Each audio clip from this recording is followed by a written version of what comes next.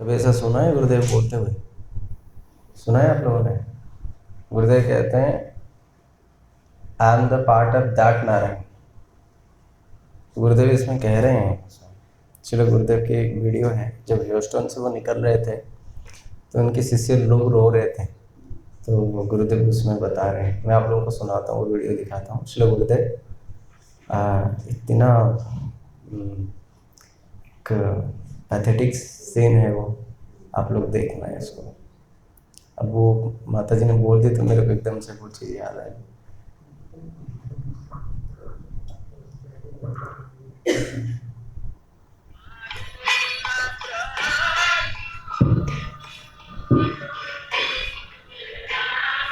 My heart is blessing to you. Tomorrow in the morning I will go, but I will be with you all. This is a strong belief that I will never give up you. So you should think that I am always with you. I am always with you. And I am looking after what you are doing. You are doing good and bad, I am also looking after. Because I am part of that line. So always know this. And be very strong in Krishna consciousness.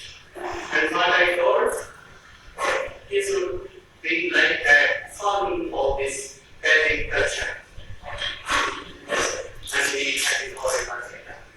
And so very strong, you know. इसमें आगे थोड़ा सा और मैं बता देता हूँ। गुरुदेव कह रहे हैं कि देखो, तुम ऐसा मत सोचो कि मैं तुम लोगों को छोड़ रहा हूँ। मैं कहीं पे भी जाता हूँ तो मैं कभी भी तुम्हें छोड़ूंगा नहीं। अच्छा, तुम बीच में अगर गलती भूल चूक हो जाए तो मैं छोड़ दूंगा?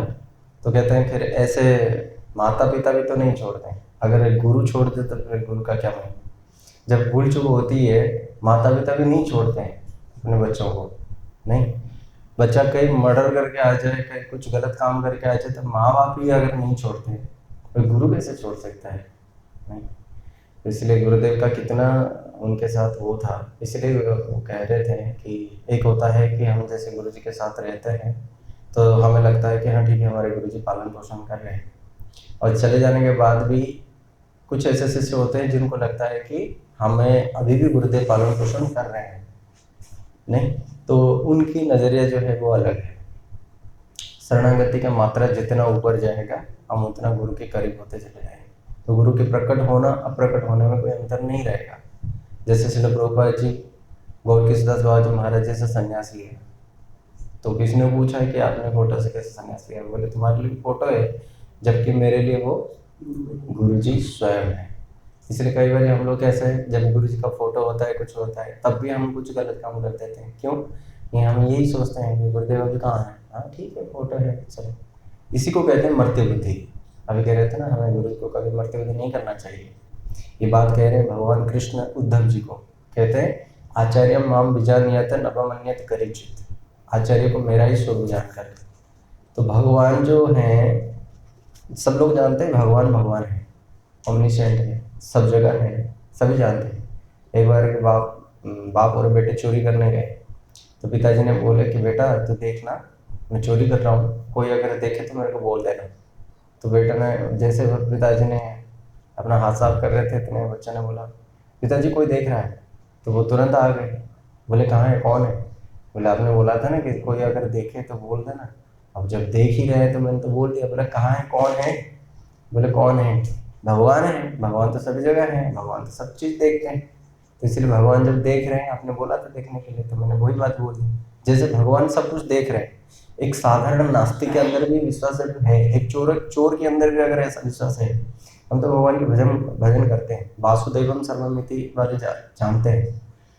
तो वही भगवान जब कहते हैं आचार्य माम बीजान्य, मेरे ही स्वरूप को समझ के, खुद में ही हूँ, जब हम ऐसा समझेंगे तो ये फोटो के सामने हम धृष्टता करेंगे, और जब गुरु जी सामने खड़े रहेंगे हम उस समय अच्छे से प्यार से बात करेंगे? ऐसा कभी नहीं। इसका अर्थ क्या हुआ? या तो हमारे गुरु के प्रति विश्वास नहीं है ना, या तो हमारे गुरु के प्रति विश्वास नहीं है, या तो फिर हमें ये विश्वास नहीं है कि भगवान का रूप होते हैं। तो ये जो कमी है ये हमें दूर करना है। कैसे दूर करेंगे इसको? ये कब हमारे ये सेंस कब डेवलप होगा? गुरु सर्वत्र है कब होगा? जब प्रत्येक व्यक्ति कोई भी कार्य करे, कोई भी कार्य गुरु के उपदेश को लेकर के वो चलेगा, गुरु के विचार को लेकर के चलेगा, गुरु के साथ उसकी जब वैचारिक साम्यता हो जाए, गुरु के विचार जैसे बिल्कुल ऐसे। मैंने खुद देखा हमारे सागर महाराज जी कोई भी कार्य करते थे, नहीं गुरुदेव ऐसे नहीं करते थे, जबकि आज वो बात लागू नहीं होने वाला है। ये काम है, यहाँ पे ऐसे काम नहीं होते हैं, दूसरा काम होगा। नहीं, गुरु जी ऐसा नहीं करते थे, अक्षर करके वो कहते थे गुरुदेव ऐसा नहीं करते थे, गुरुदेव ऐसा नहीं करते थे, गुरुदेव ने हमें ऐसे बताया। जैसे आप लोगों ने संजय टोल की कथा सुनी होगी, वो हमेशा उनके गुरुदेव, क्यों? वैचारिक साम्यता जब इकट्ठा हो जाता है, इसलिए गुरुमुख पद्मवाक्य चित्त करिए ऐक्य। ऐक्य मतलब एक। मेरा कोई विचार है ही नहीं, मेरे बहुत इच्छाएं उठ के आएंगे, पर मैं उसको अपने पैर तले रोन डालूंगा केवल गुरुदेव की, इसलिए एक, है ना। तो इस प्रकार से जो है, जब विचार से हम उनके वो हो जाएंगे, फिर गुरु के प्रति हमारी शरणागति जब हो, तब हमें लगेगा कि हाँ यहाँ पे स्वयं गुरुदेव ही बैठे हैं। इसलिए कुछ बाबू गोसाई महाराज जी की बात कहते थे, क्या है दिक्कत, क्या है? ठंड लग रही है, बंद कर दो, बंद कर दो ब्रो।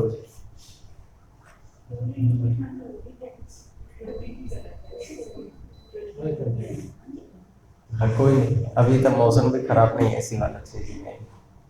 ठीक है, तो हम लोग काफ़ी दिन से अजमेर में अटक गए और बढ़ ही नहीं पा रहे हैं। उसका पीछे कारण ये है कि जब भी कोई ना कोई तिथि आ जाती है, जब हम पिछली बार किया था हनुमान जी का, वो आ गया था, फिर उसके बाद पिछली बार हाँ गौर शक्ति गदाधर पंडित की तिथि आई थी। तो मेन बात मोटा मोटा ये है, जो भागवतम में हमने प्रसंग लिया है अजामिल का उपाख्यान, हमें केवल इतना नहीं कि अजामिल के अंदर बहुत चीज़ें हैं जो साधारण रूप में भागवत कथाकारी लोग भागवतम को प्रस्तुत करते हैं। अजामिल ऐसा था, उसने ऐसा किया, उसके साथ ऐसा हुआ, अंतिम में उसने ऐसा करके निकल गया और फिर उसके बाद वो धाम चला गया। मोटा मोटा यही जानते हैं, तो इसे बोलने की कोई ज़रूरत ही नहीं। उसके अंदर जो हमारे जो गूढ़ ज्ञान है, उसको भी मैं कोशिश करता हूँ सरल करके बताने की। नहीं तो आप लोग फिर सो जाओगे या फिर आप लोग हाँ कई बार बाउंस होता है, मेरे को भी पता है। तो हरिनाम के ऊपर हम लोग कैसे हरिनाम करें, गुरुदेव की वीडियो है। गुरुदेव जर्मनी में एक जगह कहते हैं, उनकी आया है, उसमें 10 क्वेश्चंस आए हैं कि हम हरिनाम कैसे करें। सब लोग कहते हैं हरिनाम करते करते हमारे आंखों में आंसू नहीं आते हैं, जबकि महाप्रभु ने बोला तब तक हरिनाम शुद्ध नहीं है जब तक हरिनाम करते करते आंसू नहीं आते। तो ये सारे जो चीज़ें हैं ना, लगभग ऐसे 10 क्वेश्चंस गुरुदेव ने खुद ही रेस किया है और उसकी ही उन्होंने क्या किया है, सलूशन दी है। तो हरिनाम के ऊपर संबंधित कुछ चीज़ों को जानेंगे। 2 चीज़ें होती हैं, याद रखना। एक भगवान के नाम की महिमा, भगवान के नाम का जो महिमा है ना,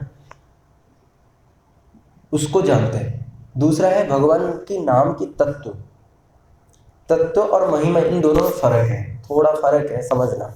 महिमा वो है कि जिससे हमें बहुत कुछ मिल रहा है, बहुत कुछ फायदा मिल रहा है। सामने वाला अगर बहुत दयालु है तो दयालु क्यों है? क्योंकि या तो उसने सोसाइटी को कुछ अच्छा दान किया है ना, या तो जो हम लोग हैं हम कुछ उनसे हमें कुछ मिला है, राइट, है ना। इसलिए हम महिमा उनके क्यों, भाई एक व्यक्ति को हम क्यों पूजनीय माने, एक व्यक्ति को हम क्यों बड़ा माने? कारण क्यों? क्योंकि उसने कुछ बड़प्पन दिखाया होगा तभी ना। तो व्यक्ति इतनी ग्लोरियस हमारी लाइफ में क्यों है? क्योंकि उसने अपने क्रिया की वजह से खुद को ग्लोरीफाई किया है, समझ रहे हो ना। तो भगवान के जो नाम है, भगवत नाम की क्या ऐसा महिमा है, हो सकते हैं वो सब चीजें भजन रहस्य के अंदर भक्ति विनोद ठाकुर ने बताया। और भक्ति विनोद ठाकुर ने साथ ही साथ हरिनाम चिंतामणि के अंदर भी वो सब चीजों को बताया। परंतु हरिनाम की महिमा भजन रहस्य में ज्यादा है हरिनाम की जो तत्व, हरिनाम चिंतामणि में ज़्यादा है। ठीक है, एक तो हो गया ये हरिनाम की महिमा। जैसे कोई व्यक्ति को बोलो कि भाई आप भगवान का नाम करो, मैं क्यों करूँ? तो हम बताते हैं कि भाई तुम संसार में दुखी हो, बोले हाँ है। और भगवान के नाम कैसा है? मधुरम मधुरम एतत् मंगल मंगलाना नाम, कि मंगल से भी अगर मंगल। अच्छा, कोई व्यक्ति मंगलवार की पूजा करता है, क्यों भाई? क्योंकि हमारे को जैसे लाइफ में अच्छा होना है। वो मंगलवार को भी मंगल कौन बनाया? भगवान का नाम है। तो वो व्यक्ति समझ गया वो भगवान के नाम से मंगल होता है, वो करने लग गया। अब जब वो किया तो प्रैक्टिकली उसने देखा कि मंगल तो हो ही रहा है, मेरे कई सारे जो बुरी आदतें वो छूट गई हैं, जिससे मैं परेशान हुआ करता था। अब वो प्रैक्टिकल फील किया है उसको। अच्छा, और क्या मांगू? हाँ, मेरे को ये चाहिए, मेरे को वो चाहिए, तो उसको भी उससे वहां से मिल गया। तो जितना जितना वो करने लगा है ना हरिनाम, ऐसा नहीं है कि हरिनाम पहले ग्लोरियस नहीं थे, अब उसने किया तो उसको अपनी ग्लोरिफिकेशन दिखाना पड़ा। नहीं नहीं, जैसे कहते हैं लोग अंतिम समय में राम नाम सत्य है, तो राम नाम क्या पहले मिथ्या था, अब जो सत्य हो गया? नहीं नहीं है, पर वो उस व्यक्ति ने उस जीवन में उसको देखा है, तब उसके लिए हरिनाम तब मंगलमय हुए। ये तो महिमा हो गई, पर तत्व क्या है? जैसे ये यहाँ पे एक बिल्डिंग है, सिंपल उदाहरण है, यहाँ पे एक बिल्डिंग है, इस बिल्डिंग के वजह से दूसरे जो लोग हैं उनको छाया मिलती है, तो धूप ज्यादा नहीं लगता। अच्छा, इस बिल्डिंग के वजह से जैसे उनके घर झोपड़ी वाला है, बगल वाले का, बहुत सारे आंधी तूफान आते थे, कई बारी बहुत बवंडर टर्नाडो आता था और बिल्कुल उड़ा करके ले जाता था, पर इस बिल्डिंग के वजह से वो जो झोपड़ी का मकान है वो सेफ हो गया। ये चीज आ गई, तो इस बिल्डिंग का तो ये महिमा हो गया। बट इसके अंदर की जो तत्व है वो क्या है भाई? इस बिल्डिंग को बनाने के पीछे कितने लेबर चाहिए, क्या क्या इसमें सामान इस्तेमाल हुआ है, और ये बिल्डिंग बना कैसे, कितने दिन में बना, ये सब चीजें उसके तत्व है। तो भजन रहस्य में भक्तिविनोद ठाकुर ने हरिनाम की महिमा बताया, और साथ साथ कुछ तत्व भी बताया कैसे करना चाहिए। हम हरिनाम करते क्यों हैं? हमारे प्रत्येक भक्ति की जो क्रियाएं हैं वो सब कुछ इसीलिए है, हरिनाम में रुचि। हम गुरु की सेवा करते हैं, हरिनाम में रुचि हो जाए। हम धाम परिक्रमा करते हैं, हरिनाम में रुचि हो जाए। अरे भाई, अब तक हरिनाम में रुचि ही नहीं हुई हमारे, उसके पीछे कारण क्या है? उन सब चीजों को हमें डायग्नोस करना पड़ेगा कि नहीं। तो दिन में कम से कम इतने समय हमारे पास हो ताकि हम अच्छे से हरिनाम कर पाए। कैसे अच्छे से करें? तो ये सब चीजों को ना उसमें डिफाइन किया है प्रभु ने। दूसरा कहते जो तत्व है, वो जो तत्व है ना, एक ऐसा तत्व है जिसके ऊपर जीव गोस्वामी ने भी व्याख्या लिखी है, रूप गोस्वामी ने व्याख्या लिखी है, गोपाल भट्ट गोस्वामी ने व्याख्या लिखी है, प्रत्येक वैष्णव कवियों ने जो है हरिनाम के ऊपर व्याख्या लिखी। ये हरे का मतलब क्या है, कृष्ण का मतलब क्या है, क्या ये नाम है या जय जय हरि नाम चिदानंद अमृत धाम परतत्व अक्षराकार है, ये अक्षर है या ये परतत्व अक्षर है, मतलब क्या है? ये सब चीजें इसको कहते हैं तत्व। देखो, हरिनाम करने से मेरे को सब कुछ मिल गया, ये महिमा। ये जो चीज हरे के नाम के अंदर क्या क्या रहस्य है, वो क्या क्या हमें बताना चाहते हैं, इसको कहते हैं तत्व है। हमें थोड़े बहुत इनको भी समझना पड़ेगा। इसलिए महाप्रभु आए हरिदास ठाकुर के पास, बोले हरिदास कुछ मेरे को नाम के बारे में बताओ। तो हरिदास ठाकुर ने पहले तो शुरू किया, थोड़े बहुत महिमा बोले, उसके बाद फिर उनके नाम की महिमा की, तत्वों को बोला। क्या तत्व? देखो प्रभु, ये जो नाम है जब हम करते हैं तो उस समय एक स्तर होता है नाम अपराध, उसके बाद होता है नामाभास, जो अजामिल का प्रसंग इसे नामापराध और नामाभास के अंदर ही आता है। उसके ऊपर है शुद्ध नाम। तो व्यक्ति जब हरिनाम पकड़ता है, सबसे पहले गुरुदेव ने उसको दिया, वो एकदम से शुद्ध नाम से शुरू नहीं करेगा, वो कहां से शुरू करेगा? नामापराध से। अच्छा, यहाँ पे नामापराध कहते किसको है और नामापराध उपजता है कैसे? अच्छा, इन अपराधों को दूर कैसे किया जा सकता है? तो पद्म पुराण में 10 अपराध के चीजों को लेकर के हरिदास ठाकुर आए, बोले महाप्रभु ये बात है। फिर महाप्रभु ने, क्योंकि जैसे पहले क्लास में हमने पढ़े थे, केचित केवलया भक्त्या वासुदेव परायणा अघम धुनंति कार्सन निरहा निर्भास्कर। किसने बोला? सुखदेव गोस्वामी ने। परीक्षित महाराज ने बोला कि आपने नरक के इतने सारे वर्णन किया, ये करो तो यहाँ पे जाओगे, वहां ये करो तो वहां जाओगे, तो कोई भी ऐसा व्यक्ति ही नहीं है इस धराधाम पे कोई व्यक्ति आया है और वो नरक ना जाए, क्योंकि हो ही नहीं सकता। सोते उठते बैठते तो पाप ही पाप करेगा, तो वो तो फिर नरक ही जाएगा। तो प्रायश्चित बताओ। तो फिर उन्होंने बोला इसके लिए ऐसा करो, उसके लिए ऐसा करो, उसके लिए ऐसा करो। बोले प्रायश्चित भी कुछ ऐसा है कि हाँ ठीक है, प्रायश्चित एक बार हो गया तो दोबारा पाप नहीं होगा। भाई साहब ऐसा भी नहीं है, प्रायश्चित करो उसके बाद फिर सुराकुंभम यथा विवापका है स्रोत सर्वकुंजर स्रोतवत, जैसे हाथी को बहुत खूब रगड़ रगड़ के निटाता है और फिर उसके बाद क्या करता है, आने के ऊपर से ही वो हाथी सूढ़ से उठा उठा करके धूल मिट्टी से फिर दोबारा हो जाता है। कोई फायदा है? कोई फायदा नहीं। जैसे बांस के वन में आग लग गया और आग लगने के साथ सब कुछ राख हो गया, जैसे ही सामान के पानी पड़े फिर जड़ जो है फिर दोबारा आ गया, तो क्या फायदा हुआ? ऐसे पाप करते रहो, और पाप की प्रायश्चित भी इतना कठिन है कि एक तो व्यक्ति कर ही नहीं सकता, दूसरा उसके लिए भी समय सीमा के अंदर करना चाहिए, तीसरा पात्र पात्र के विचार है, चौथा हाँ ठीक है अगर पाप हो गया प्रायश्चित हो गए उसके बाद फिर ठीक है दोबारा पाप ही ना हो। कहते ऐसा भी नहीं है, दोबारा पाप होगा तो कुछ परमानेंट बताओ ना, ऐसा कोई सोल्यूशन जिससे होने के बाद जो होने के बाद कभी भी व्यक्ति पाप ही नहीं करता। तो फिर वहां पे क्या बताते हैं, केचित केवल या भक्त्या, केवल भक्ति ही ऐसा तंत्र है, ऐसा वो है कि जिसके आश्रय में जीव सारे पापों से मुक्त हो सकता है। सर्व महाप्रायश्चित जे प्रभुर नाम, सारा प्रायश्चित एक ही है भगवान के नाम है। इसलिए कहते हैं ना सर्व महाप्रायश्चिता जे प्रभुर नाम, से प्रभु देखाए जता नाच भाग्यवान। क्या करें? से प्रभु नाचे देखे जत भाग्यवान। महाप्रभु सबको बोल रहे हैं गोविंद बोलो, गोपाल बोलो, है ना, गोविंद गोपाल ध्वनि पूरी आकाश, मतलब इतना बुलवा रहे हैं, कहते बदन भरे हरि नाम करो। मतलब ऐसा नहीं जब तक थक ना जाओ ना, जब तक आपका मुंह दुख ना जाए। मैंने पिछली बार भी बोला था, अनंत मुख से क्या कर रहे हैं, हरि नाम कर रहे हैं, भगवान की गुणगान कर रहे हैं, वो थकते नहीं है। अब वो जब कभी कभार जब उनके मुंह में कब थोड़ा थकावट होता है, जब वो थोड़े ऐसे करते हैं तो इतने में क्या हो जाता है कि उनको दुख लगता है कि मैंने इतना समय कैसे गवा दिया।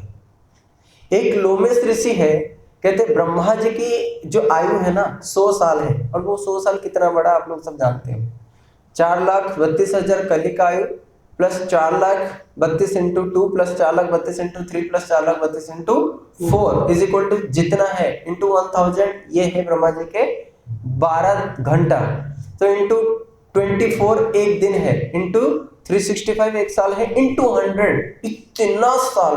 कैलकुलेटर भी फेल हो जाएगा, इतना डिजिट में जीरो कितने। अब इतने सारे आयु ब्रह्मा जी के पास है।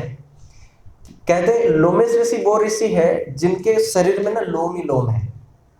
उनके शरीर में एक लोम जब गिरता है, कब गिरता है, जब एक ब्रह्मा अपना आयु पूर्ण करते हैं। अब उनकी मृत्यु कब होगी, जब सारे के सारे लोम झड़ जाएंगे। तो एक समय वो धूप में बैठ कर हरिनाम कर रहे थे, उनके शिष्य ने बोला कि भाई आप धूप में बैठ कर हरिनाम कर रहे हैं, आपके लिए मैंने कुटिया बना दिया थोड़ा दूर पे, अब वहीं चल करके जो है अपना भजन कर लेना। तो पता है वो क्या कहते हैं, मेरे पास इतना टाइम नहीं है कि मैं यहाँ से वहां उठ कर जाऊँ। अब तुमने ये बात बोल दिया, मैंने तुम्हें ये बात बोलने से भी बहुत समय चला गया, मेरे को भगवान की नाम। जब सरस्वती प्रभुपाद जी को किसी ने पूछा कि आप तो सरस्वती उपाधिधारी है, आपने जो सिद्धांत शिरोमणि और सूर्य सिद्धांत के ऊपर इतनी जो व्याख्या करी है, उसके लिए आपको जो सरस्वती की उपाधि दी गई है, तो आप एक ऐसे को गुरु बना रहे हो जो अंगूठा छाप है, उनको कुछ पता ही नहीं है। गौर कृष्णदास बाबू महाराज तो बोले कि देखो ये सारे ज्ञान का स्रोत कहाँ से, मतलब भगवान से। क्यों? भगवान ही सब ज्ञान को देने वाले हैं ना। मतलब स्मृति ज्ञानम अपोहनम च, मेरे से ही वो ज्ञान सारे स्मृति शक्ति सब कुछ मेरे से ही है। और भगवान कहते हैं जो शुद्ध भक्त होते हैं मैं उनके हृदय में शयन करता हूँ, है ना। भक्त हृदय सदा गोविंद विश्राम, गोविंद कहे नाम भक्त परायण, तो उन्हीं के हृदय में रहते हैं। अब जिस व्यक्ति ने जो सबसे ऊंचा ज्ञान वाला व्यक्ति जो अधिकारी है उनको अपने हृदय में धारण किया, वो व्यक्ति क्या कोई साधारण है? अच्छा वो कितने समय के लिए धारण करते हैं? कहते हैं कि 24 घंटे वो भजन करते हैं। कौन? गोरकिस दास बाजी मारे। तो प्रभुपाद जी यहाँ पे कहते हैं अगर वो 23 घंटा 59 मिनट 59 सेकंड भी अगर भजन करते और 1 सेकंड केवल वो विषय की चिंतन करते, तब भी मैं उनको गुरु नहीं बनाता। क्योंकि 24 के 24 घंटे, 24 घंटे मतलब 56 दंड रात्रि दिने जाने ना राधा गोविंद बिने। सोते तो सपने में भी राधा गोविंद राधा गोविंद। तो ऐसे 24 घंटा सेवा करते हैं। तो यानी कि तात्पर्य क्या निकल करके आया कि जो भगवान की नाम है ना, जब व्यक्ति लेता है ना वो निरंतर बन जाता है। परंतु अभी तो हम कैसे करते हैं नाम को, मैंने उस दिन बताया था ना, एक व्यक्ति को बोला, मैंने कहा भाई जब नाम करते रोते रोते करना चाहिए। उसने बोला प्रभु जी मैं रो रो के ही करता हूँ, मेरे खत्म ही नहीं होते, 16 माला ही नहीं होते, तो मैं रोना ही पड़ता। तो बड़ा मुश्किल होता है, रात को 11 बजता है। तो सोचो, तो इसको नहीं कहते रोना। रोना तो जैसे रूप गोस्वामी है, एक नाम उनसे बुलवाया नहीं जाता, एक नाम जो है वो मुख से बोल ही नहीं पाते, और नाम बोलते नाम पूरा नहीं कर पाते। तुंडे तांडविने वितनते तुंडावली लब्धे कर्ण क्रोड़ कटमिने घटते कर्ण प्रदेव स्प्रियम चेतो पर। तो इतनी बड़ी बात है कि जब वो तुंड में आते हैं ना, कहते हैं कि साधक का हृदय कांपता है, अंग कांपे थर थर है, और कहते हैं कि ऐसे व्यक्ति का मैंने शरण लिया है ना व्यवहार जार लाइनु शरण तार। मैंने एक ऐसा व्यक्ति की शरण में लिया, उसका ऐसा व्यवहार मेरे प्रति, जब मैं उसका नाम लेता हूं तो वो मेरे कान के मध्य से होता हुआ वो मेरे हृदय में जा रहा है, और मेरे हृदय में जा करके मेरे को कैला बातुल, मेरे को पागल बना दिया। और पागल बना दिया मैं तो उसका नाम लेकर के फिर पागलों की जैसा हो गया। अब पागल हो गए लोग, मेरे को हमारे विषय पागल बोलिए अंगित दिव्य धूलि, लोग मेरे को धूल फेंक रहे हैं, मेरे को गर्म पानी फेंक रहे हैं, पागल जा रहा है। पागल क्यों? पागल को हम तो यही ठीक करते हैं, संसार के लिए वो कैसा है, वो पागल हो गया। अब मैंने ऐसा व्यक्ति का शरण लिया जिसकी ऐसा व्यवहार है, एनो व्यवहार था। तो जब ऐसी बात है, पर हमारे साथ ही क्यों नहीं घटित होता है? हमने ऐसा क्या किया? तो वो सब चीजों को आइडेंटिफाई करना पड़ेगा। कब करेंगे? बूढ़े हो जाएंगे नहीं। आज अगर अजामिल को पता चला मृत्यु के समय, और लगभग वो अपने शरीर से तो बाहर हो चुका था ना, शरीर से बाहर हो चुका था, तब उसको महिमा पता चला कि मैंने जितने बार ये सब नाम लिया है उससे मेरे पाप नष्ट हो चुके थे। केवल यही व्यवहार, ये समय था जब मेरे को इन लोगों ने लिया, उस समय केवल उसी नाम के कारण हुआ है ये सब चीजें। तो इसीलिए ये जो केचित केवल या भक्त्या, ये जो भक्ति है, इससे से ही सारा प्रायश्चित हो सकता है। क्यों? ये भक्ति क्या है? ये भक्ति ही, इस भक्ति को करने से क्या होता है, जो अंदर बीज के रूप में बैठा हुआ है पाप, उसको पाप बीज कहते हैं। ठीक है ना?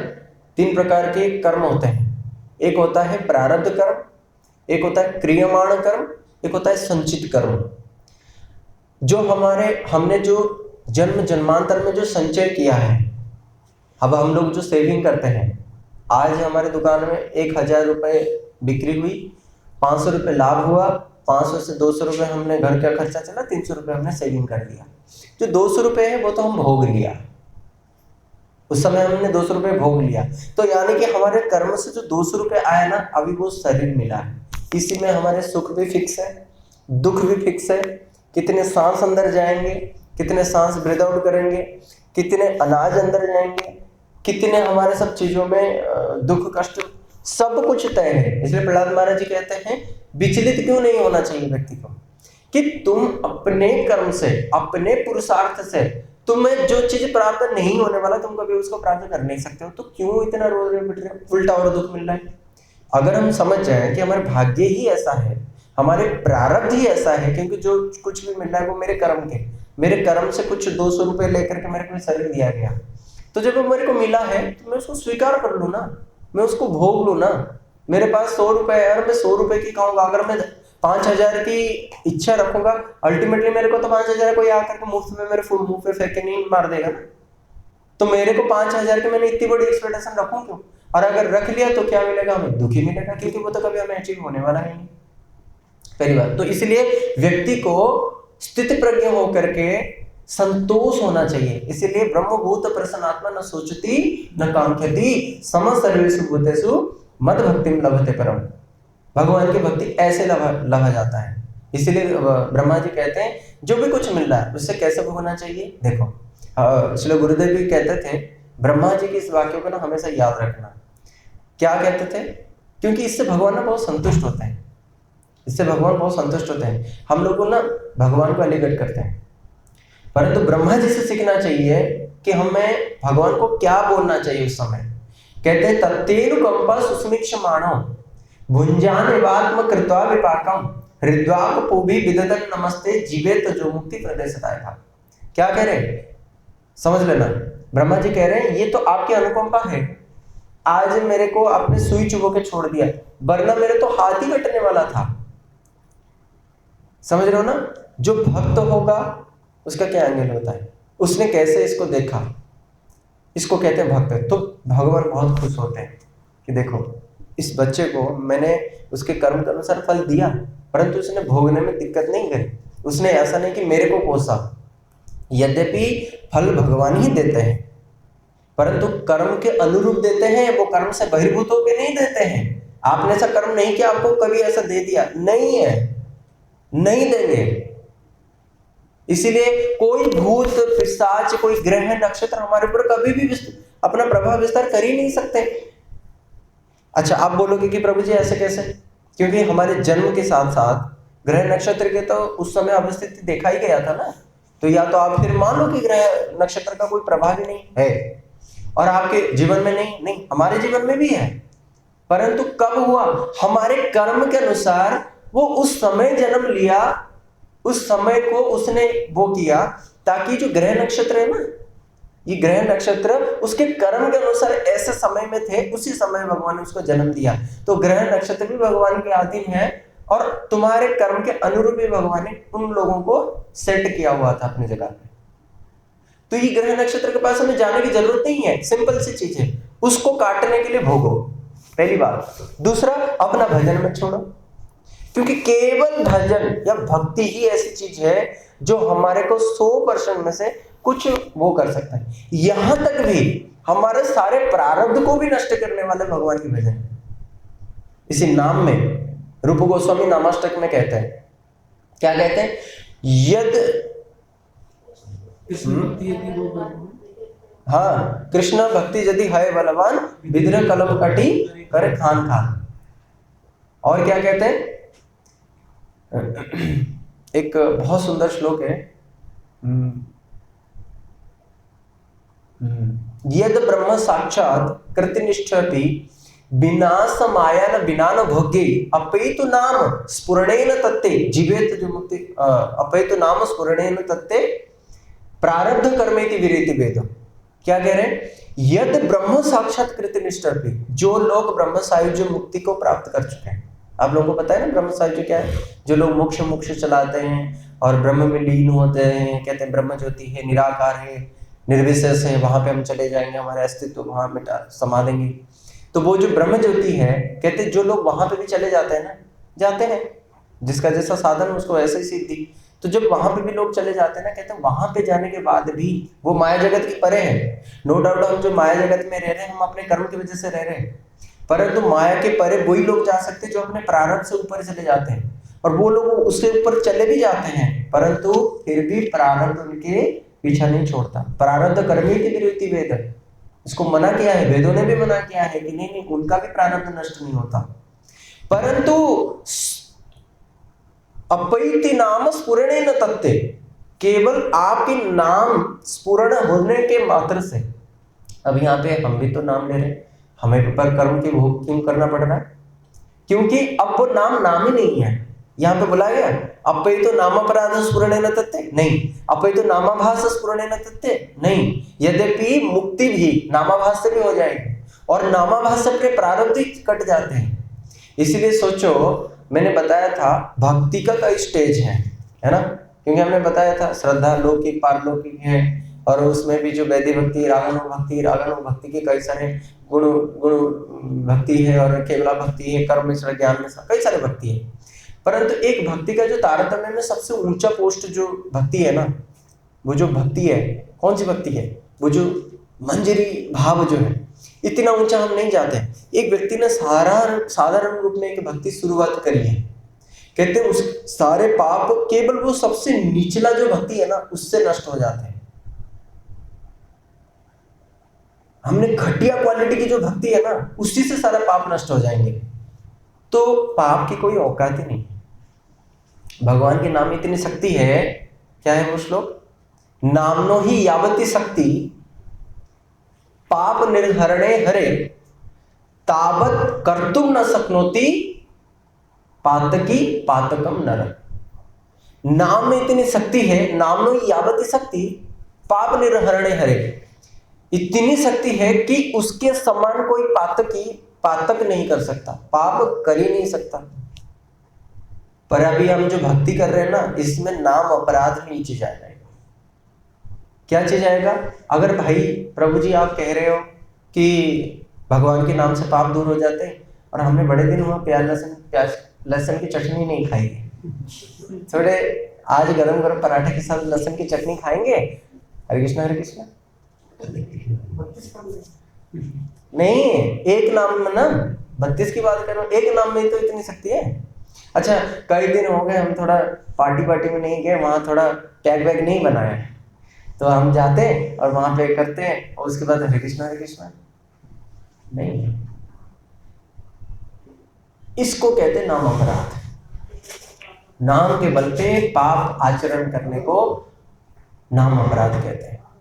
अब इन सब चीजों को, नाम की स्वरूप को समझने को कहते हैं नाम की तत्वों को जानना। ठीक है ना? नाम के तत्वों को जानना। तो इसीलिए जब हरिदास ठाकुर को पूछा गया तो हरिदास ठाकुर ने महाप्रभु को नाम के 3 स्तर बताए। यहाँ पे आप नोट कर सकते हो। कितने स्तर है नाम के? 3 स्तर है। यानी कि भगवान के नाम 3 स्तर होता हुआ जाता है। और भक्ति में सर्वश्रेष्ठ अंग क्या है? भगवान के नाम। भक्ति के कितने अंग है? कितने अंग है? 64 है? पक्का है? गूगल कर लो। हाँ, पर मूल कितने हैं? 64।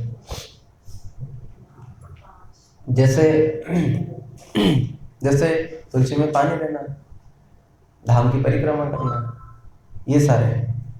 अब उसको भी सॉर्ट किया गया, कितने? 9। कौन सा है? नवदा भक्ति वाला श्लोक किसको पता है?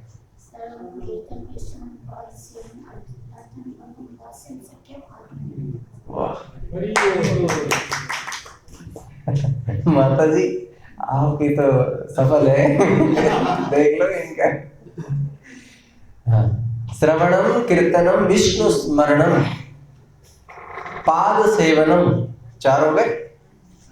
अर्चनम वंदनम दास्यम सख्यम, 4 8 हो गए। आत्मनिवेदन 9 हो गए। ये 9 है भगवान की भक्ति। ठीक है? अब इन 9 भक्ति की ना आचार्य भी हुए, नवदा भक्ति के आचार्य भी हुए हैं, जिन्होंने एक एक भक्ति के अंगों को पालन करके भगवान को प्राप्त कर गए। श्रवण के कौन है? श्रवण के परीक्षित महाराज। उन्होंने केवल सुना। कितने दिन? 7 दिन 7 रात केवल सुना उन्होंने, और सुनते सुनते वो क्या हो गए? भगवान के। कीर्तनम सुखदेव गोस्वामी, बस आज दोनों है हो गए, क्योंकि ये कीर्तन कर ही रहे थे और वो सुन रहे थे, तो इतना श्रवण में उनकी तन्मयता है। और उनकी कीर्तन में एक का नाम विष्णु रात है तो दूसरा का नाम ब्रह्म रात है। तो सुखदेव परीक्षित जैसे श्रवण कीर्तन ऐसा होना, श्रवण कीर्तन वास्तव में एक्चुअली होना ही ऐसा चाहिए, जिसमें किसी प्रकार कोई स्थान काल पात्र की किसी भी प्रकार कोई लिमिटेशन ना हो, कोई बॉन्डेज ना हो। इसको कहते हैं निर्गुण कथा श्रवण और कीर्तन। अभी हमारे अंदर क्या है? काल अप्रमत है, काल की बाउंड्री में हम आ जाते हैं, नहीं हमें 8 से 9 करना चाहिए, तो वो है। परंतु वो दशा अभी हुई नहीं है, सुध गोस्वामी जब बैठे थे सब लोग कथा सुना रहे थे। सुध गोस्वामी कथा सुना रहे थे सौनकादि ऋषियों को। परीक्षित महाराज जी वहां पे बैठे हुए थे सौनकादि ऋषि लोग, तो इन सबको उन्होंने कथा सुना। वे लोग कोई नहीं गए, सब सुन रहे थे। वास्तव में वे लोग श्रवण के अधिकारी।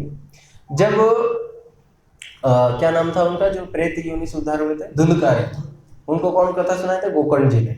तो गोकर्ण जी ने कथा सुनाए, तो उस समय कौन श्रवण कर रहे थे? बहुत ही अच्छे से।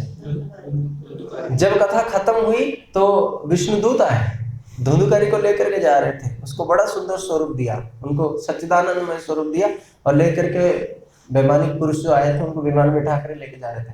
तो सबने बोला हम भी तो थे, हम भी तो सुन रहे थे, हम भी तो सुन रहे थे।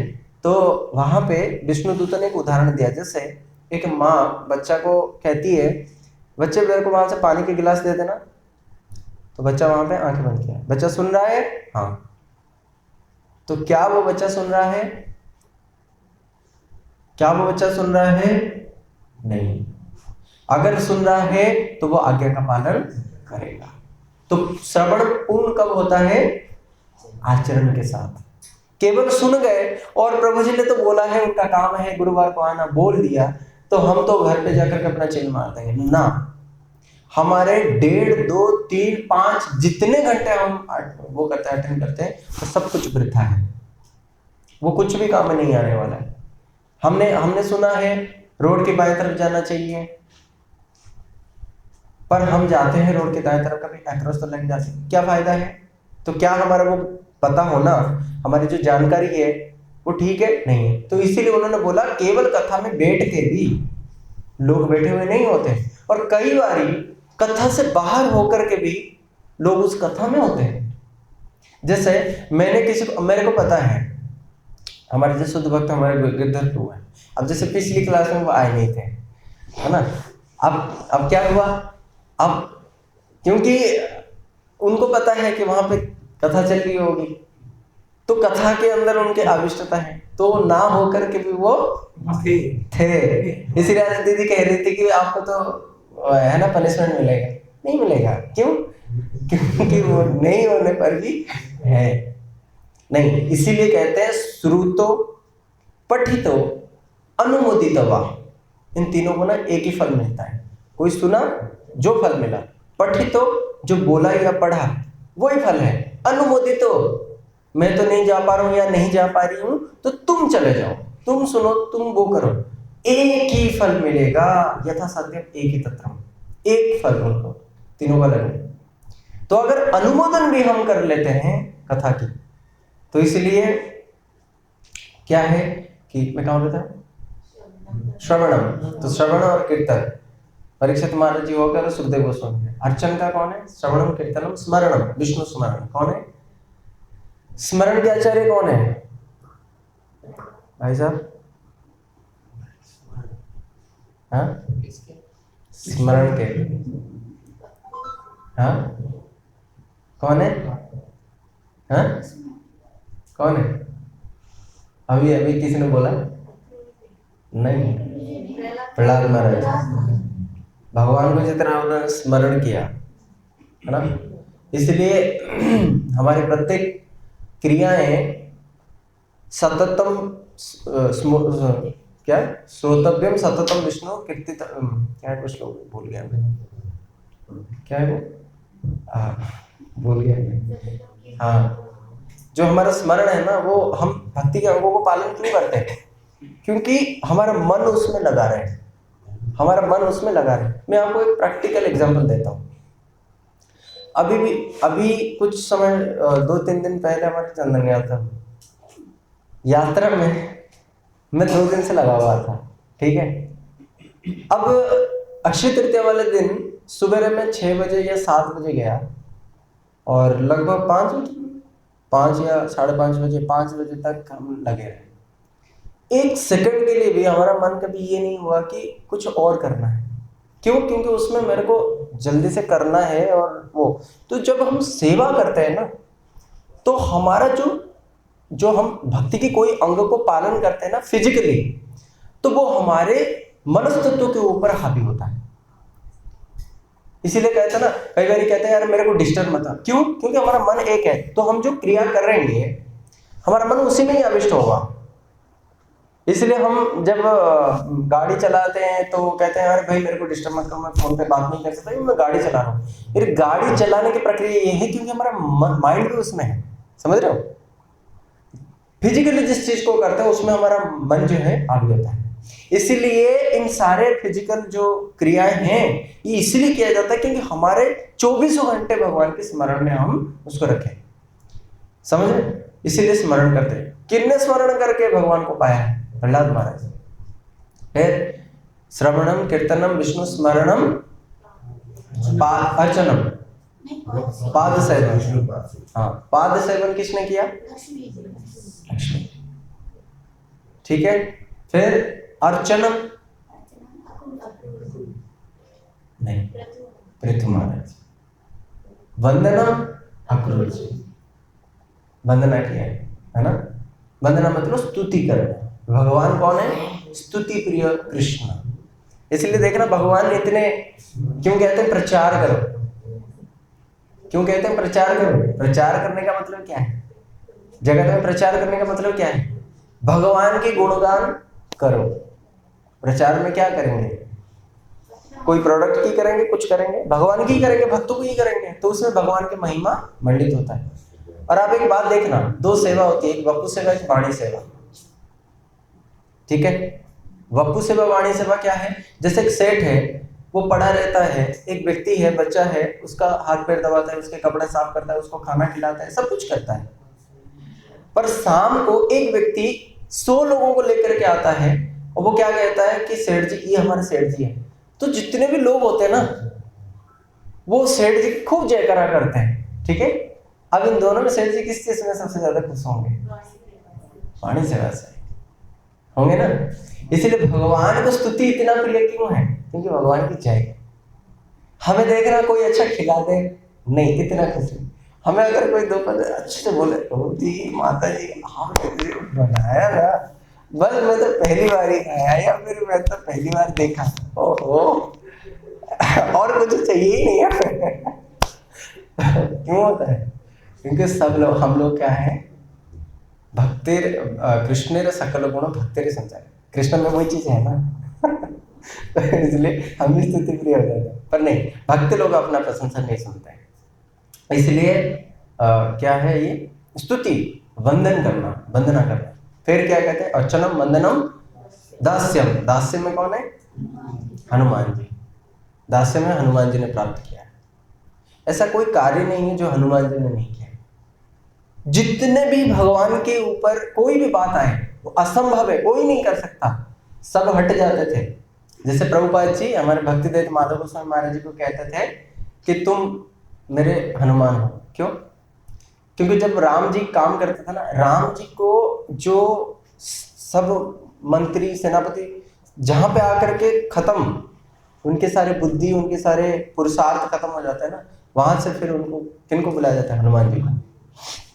बल्कि हनुमान जी का एक नाम क्या है? संकट मोचन। संकट मोचन है ना। क्यों? हमारे वो संकट को मोचन करते हैं, इसीलिए। अरे वो भगवान के संकट को भी मोचन करते हैं हनुमान जी। हनुमान जी को संकट मोचन इसीलिए नहीं बोला गया कि वो हमारे संकट में, तो वैसे ही सारे भक्ति करते हैं, परंतु हनुमान जी ने सारे संकट के समय भगवान के साथ रहे। आप देखो, सबसे पहला जब ऋषभमुख पर्वत पे जा रहे थे, भगवान के ऊपर उस समय विपत्ति थी, उन्होंने उनको पीठ पे बिठा के लेके गए। तो उस समय किष्किंधा के राजा सुग्रीव ने उनको आक्रमण नहीं किया, उस समय उनके ऊपर संकट था। दूसरा, माता सीता को खोजना हुआ, तो उस समय जब समुद्र के तट पे तो सभी आ गए थे, परंतु समुद्र के उस पार कौन जाएगा? जामवंत जी को बोला, जामवंत बोले कि देखो मैं जाके भी आ सकता हूँ, पर मेरे अंदर इतनी अभी शक्ति नहीं है। क्योंकि ये जामवंत वही है जो कि कुछ क्षण भर के अंदर भगवान बराह के इन्होंने 6 बार परिक्रमा कर लिए थे। मतलब ब्रह्मांड के ऊपर भगवान के बराह के चरणों को इन्होंने 6 बार इतने कम समय के अंदर 7 बार परिक्रमा कर लिए थे जामवंत जी। इतनी शक्ति इनके अंदर है, पर आज वो थोड़े बूढ़े हो गए, नहीं हो रहा।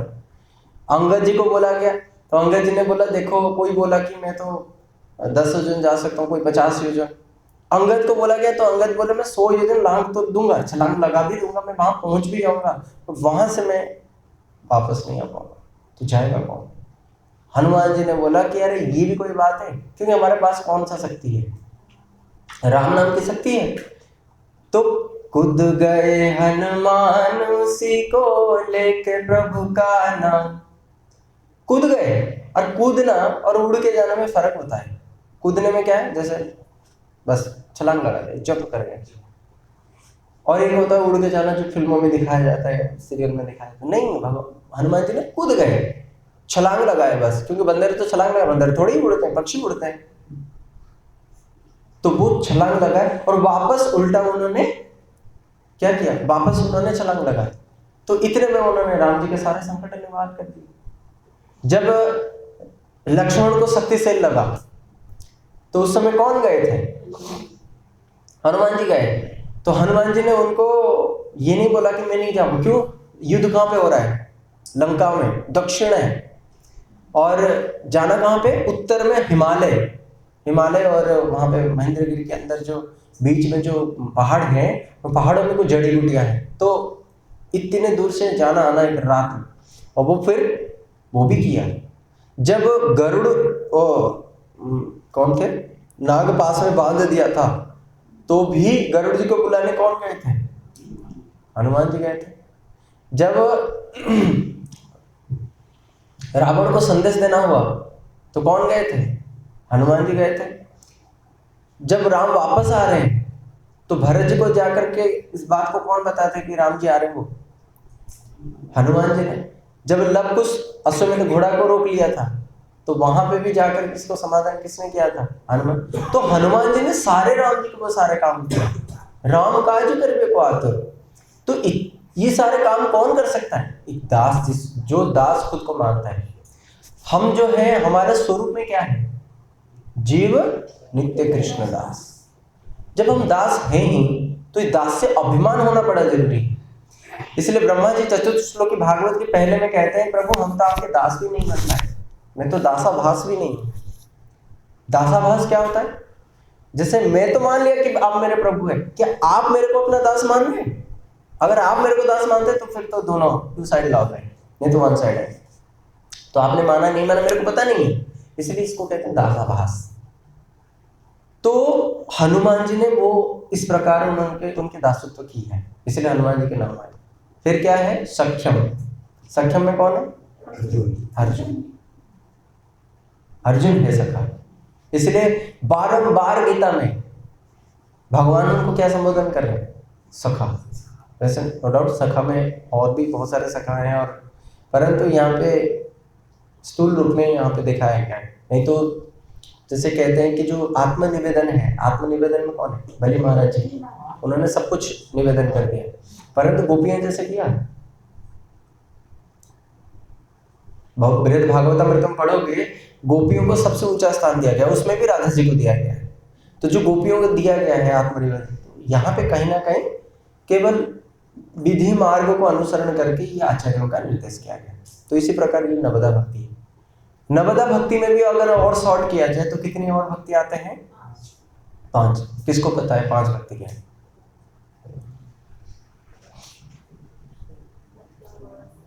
श्रवण कीर्तन मुक्तावास और नामवास मुक्तावास ही होगा। हाँ, क्या है?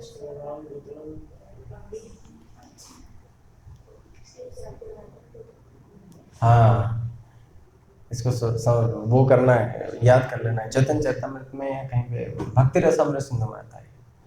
ठीक है, 5 मुख्य अंग है। पहले तो हमने 64 अंग सुना, 64 के फिर 9 के फिर 5।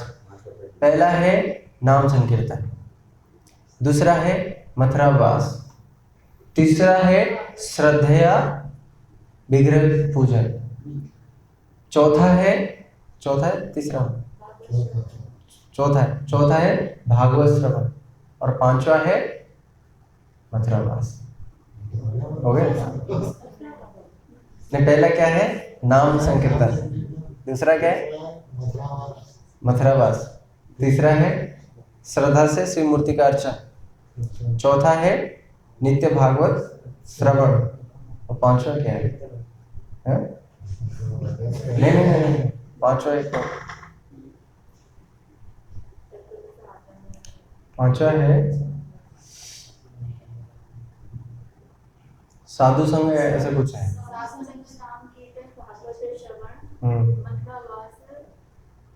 श्रद्धया श्रीमूर्ति सेवा। साधु संग हाँ? साधु संग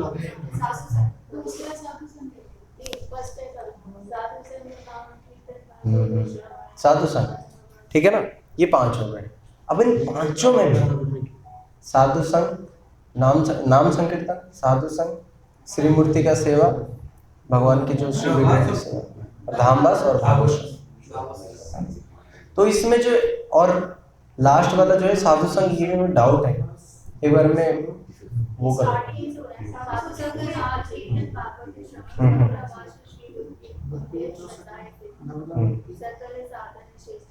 इस 5 कृष्ण भक्ति कृष्ण गीता।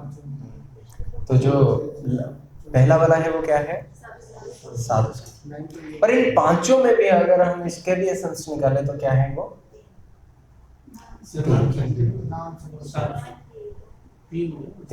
साधु संग, भगवान के नाम कीर्तन और भागवत श्रवण, ये 3। यानी कि इसका अर्थ क्या है, यानी कि अगर हमारे पास 64 अंग पालन करने की वो नहीं है तो हम 9 करें, 9 पालन करने की वो नहीं है तो हम अपना स्टैंडर्ड को 5 में कर लें।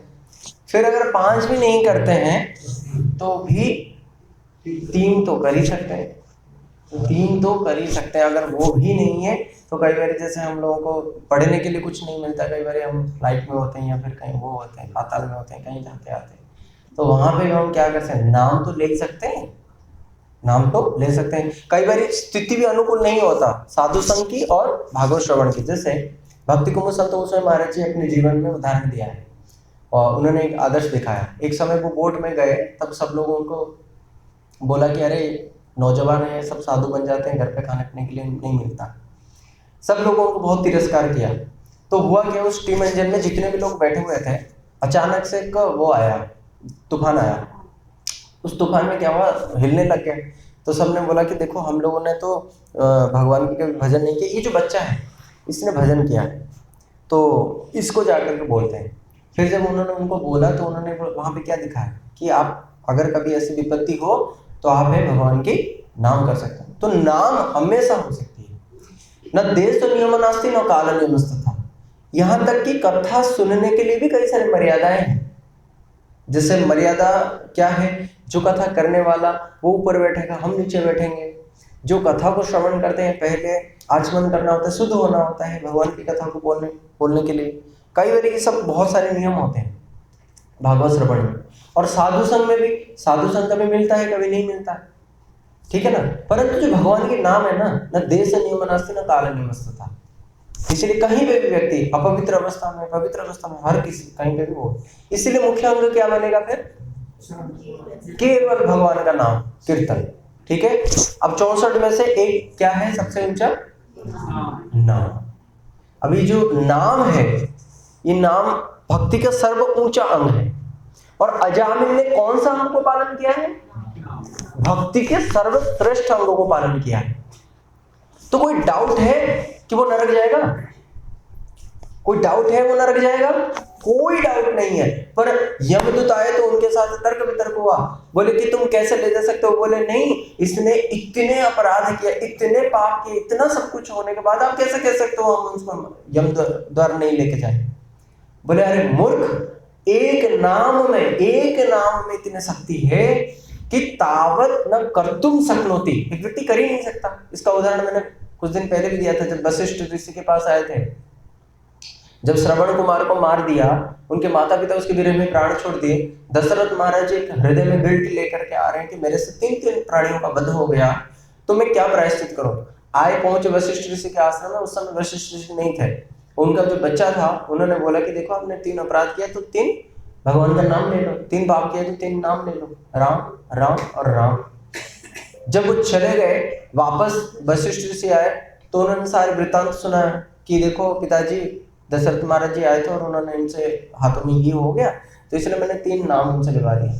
तो उस समय उन्होंने उनके ऊपर खुश नहीं हुए, उल्टा उनको श्राप दिया कि तुम्हें राम नाम का महिमा पता नहीं। इसलिए एक नाम में एक व्यक्ति इतना, और वो तो उनसे अनजाने में हुआ है, उसके प्रायश्चित तो कुछ कर्म से भी हो सकता है, कर्म कांड में भी इतना प्रायश्चित है। और जहां पे भगवान के नाम, और भगवान के नाम क्या है, केचित केवल भक्त वासुदेव प्राण, जो सबसे ऊंचा भक्ति है। जब वो व्यक्ति वो चीज ले रहा है तो तुम कैसे कह सकते हो 3 नाम लेना पड़ेगा, यानी कि अब तक तुम्हें नाम की तत्व पता नहीं है। समझ में आया? तो ये जो है तत्व है। इसीलिए जो नाम अपराध है वो क्या है, नाम अपराध, जिसके फलस्वरूप हम भगवान की भक्ति करते हुए हमारा हृदय द्रवीभूत नहीं होता। देखो जब हम पहले जुड़े हुए थे, जब हम पहले जुड़े, एक छोटा सा और मैं आपको बता देता हूँ, इसको समझ लेना। पाप क्या होता है, अपराध क्या होता है। अपराधगत अपगत राधित अपराध, अपराध का मतलब है जिससे हम भगवान की प्रीति से दूर हो जाते हैं।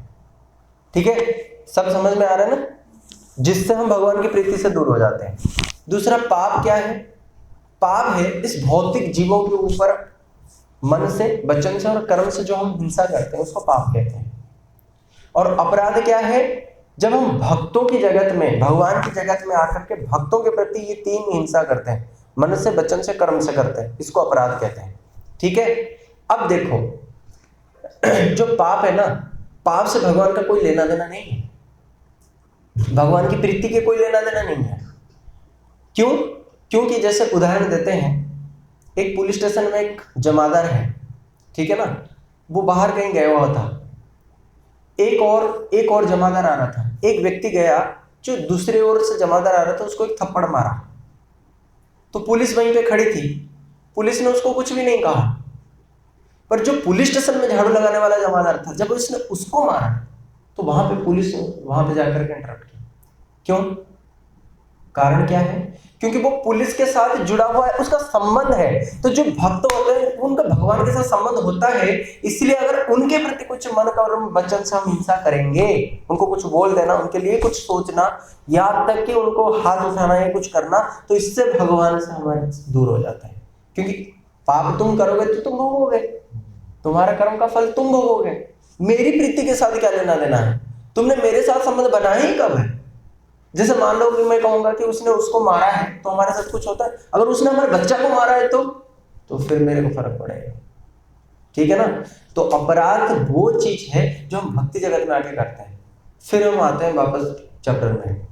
जब हम भक्ति में पहले जुड़े थे, हम बहुत एंथुसियास्टिक थे, सारे काम करने के लिए हम बड़े वो, हमारा प्रयास बहुत रहता था।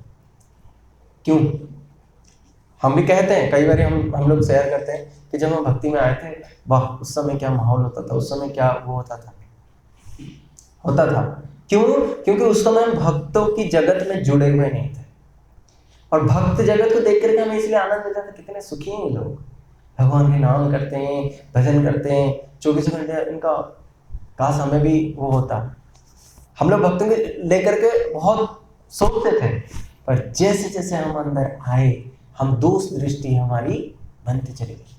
दोस्त देखना, ये भक्त ऐसा है, वो भक्त वैसा है, ये इसके अंदर वो स्वभाव में ये थोड़ा रूड है कोई, है ना। इसीलिए रूप गोस्वामी ने क्या बोला है, स्वभाव जनिते वपुषस् न दृष्टि स्वभाव जनिते वपुषस् भक्त जनस पश्येत्। भक्तों के अंदर 2 प्रकार के दोष नहीं देखना चाहिए। एक बपुगत दोष, वो काड़ा है, लूला है, लंगड़ा है, कैसा भी है अगर भक्त तो उसके अंदर ये चीज हम देख नहीं सकते। इसका प्रमाण पुराण में आता है। अष्टवक्र ऋषि एक समय जनक महाराज जी के सभा में गए, वहां पे जनक महाराज जी जितने भी वहां पे उनके जितने भी सारे मंत्री पार्षद थे, उनको देख करके हंसने लगे। अब जब वो हंस रहे थे, इन्होंने भी हंसने लग गए। तो सबने पूछा, भाई तुम क्यों हंस रहे हो? बोले तुम क्यों हंस रहे हो? बोले आपके शरीर को देख करके हम हंस रहे हैं, 8 जगह से आप टेढ़े हो, जब चलते हो मानो डांस करते हो। तो बोले तुम क्यों हंस रहे हो? बोले मैं तो ये सोच रहा था कि जनक महाराज जी है, आत्मज्ञानी है, उनके वहां पे जाकर के मैं कुछ सीखूंगा। सीखने के लिए एक ऋषि आया है राजा के पास, पर मैं तो यहाँ पे आकर के देखा कि मैं तो चमारों की सभा में आ गया, मोचियों की सभा में आ गया, जिनके हृदय से, जिनके दृष्टि से अभी तक चमड़े के ऊपर की बात गई नहीं। अंदर जो मेरी सच्चिदानंदमय आत्मा, उसको तुम कैसे देखोगे जब तुम्हारे आंखें जो है ना इधर जो मेरे। तो इसलिए ना हमारे जो दक्षिण भारत या पूर्व भारत में, हमारे उड़ीसा, बंगाल इत्यादि जैसे मंदिरों में आप जाओगे ना, वहां बड़े बड़े अश्लील मूर्तियां लगाई जाते हैं मंदिरों के बाहर। उसके पीछे कारण क्या है? जिन लोगों को जो चाहिए ना उसको भगवान देते हैं। भगवान कहता है ना, जो जैसा मेरे को भजन करेगा मैं उसको वैसे ही भजन करता हूँ। यथा मां प्रपद्यन्ते तम सत्येव भजामि। जो लोग उस प्रकार आते हैं कि मैं सच्चिदानंद में भगवान को देखूंगा, तो जब वो जाते हैं ना वहां पे एक टेस्ट होता है छोटा सा, वहां पे इस प्रकार अश्लील मूर्तियां बनाए जाते हैं। अगर वहां पे वो व्यक्ति रह जाता है फिर वो वहीं से चला जाएगा। अगर कोई व्यक्ति उसको क्रॉस करके भी अंदर जाएगा तब जाकर के वो देख पाएगा। जगन्नाथ मंदिर में 22 सीढ़ियां क्यों होती हैं? 22 पावच जिसको कहते हैं, 22 सीढ़ियां जिसके ऊपर होते हुए जगन्नाथ जी के दर्शन होते हैं। क्यों? उसके पीछे क्या रीजन है? रीजन भी 14 हमारा वो होता है, ओ क्या नाम है, 5 कर्मेंद्रिया, 5 ज्ञानेंद्रिया, ठीक है ना? पंच, हाँ, 5 महाभूत है और 5 तन्मात्राएं, और फिर होता है मन और अहंकार। इसके ऊपर जाकर के भगवान के दर्शन होते हैं। यानी कि इतने सारे लोग हमारे बृहद भागवतामृतम पढ़ोगे, अलग अलग होते हुए हम जाते हैं। तन्मात्राओं के लोग होता है, पंच महाभूतों की लोग होता है, फिर इसके तत्व उसमें समाता है, उसके तत्व उसमें समाता है। जब हमारे मुक्ति होती है ना, 2 प्रकार की मुक्ति है, एक सद्य मुक्ति, एक क्रम मुक्ति। सद्य मुक्ति मतलब जैसे एकदम से भगवान आए और हम उठा के लेके चले गए। एक होता है क्रम मुक्ति। क्रम मुक्ति में क्या है, धीरे धीरे करके वो एक लोक से दूसरे लोक में जाता है, दूसरे से तीसरे। जैसे गोप कुमार की जीवन में हुआ, वो इंद्र के लोक में गए, फिर ब्रह्मा जी के लोक में गए, फिर उन्होंने ब्रह्मा जी को वहां पे वैभव देखा, ब्रह्मा जी के लोक से महल लोक ऊपर की ओर गए, कहाँ पे, जो निर्विशेष लोक में गए, उसके बाद वैकुंठ गए, फिर द्वारका गए, ओ साकेत धाम गए, द्वारका गए, मथुरा गए, वृंदावन गए, और फिर वृंदावन में जब देखा कि कन्हैया खेलने, वहां पे जाकर के पहुंचे। तो मतलब कितना क्रम होते हुए वो गए। तो उस मुक्ति में व्यक्ति समझ सकता है इस बात को। तुम्हें कहाँ पता?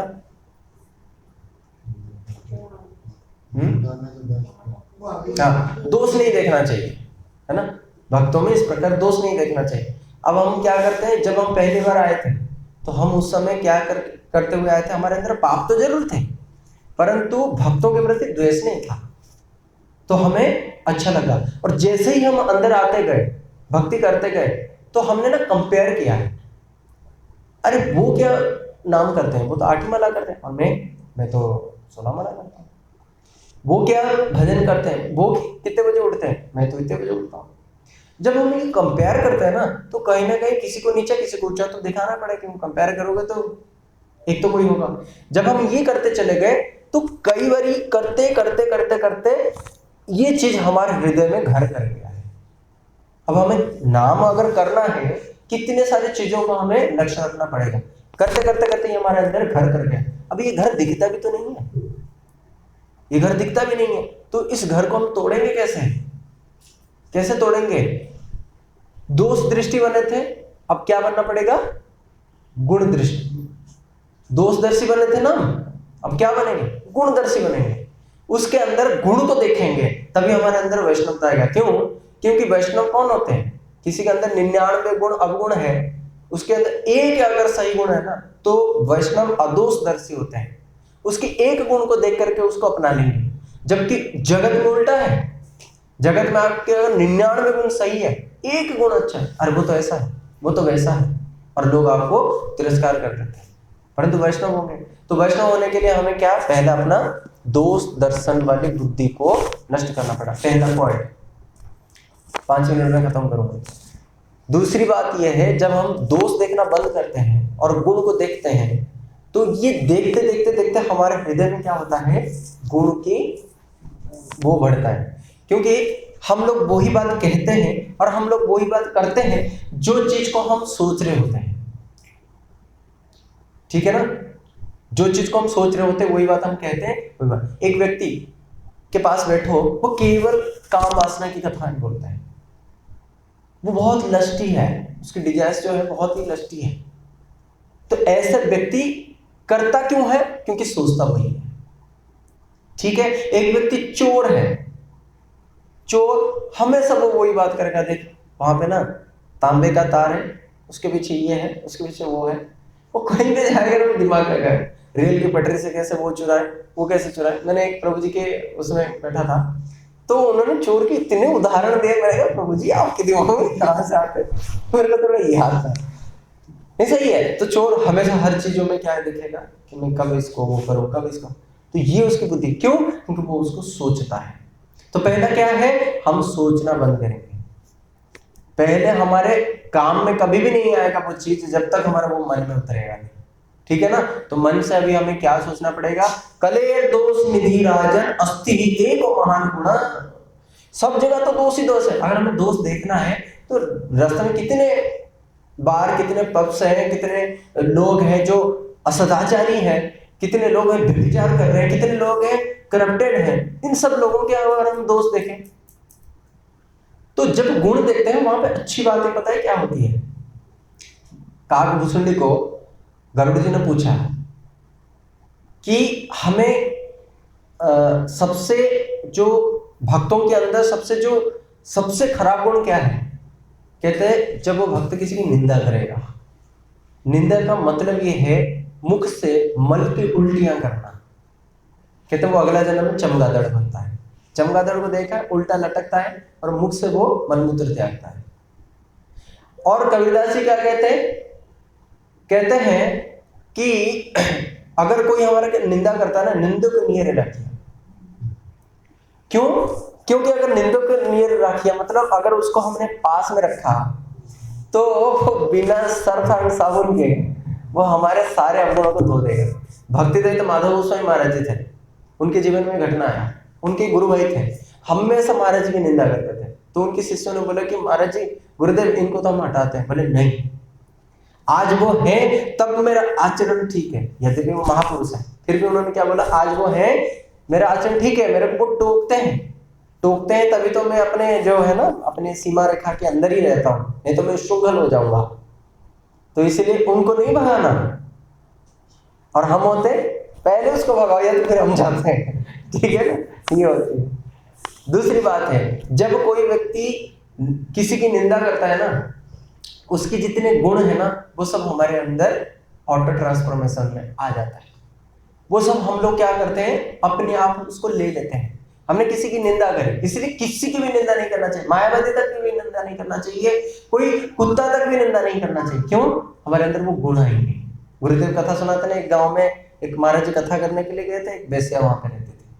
महाराज जी कहते थे वो बेस्या, वो पूरे दिन उनके मुल्क में यही था, उसके वो पास नहीं जाना, उसके वो नहीं करना, पूरा वैसा है।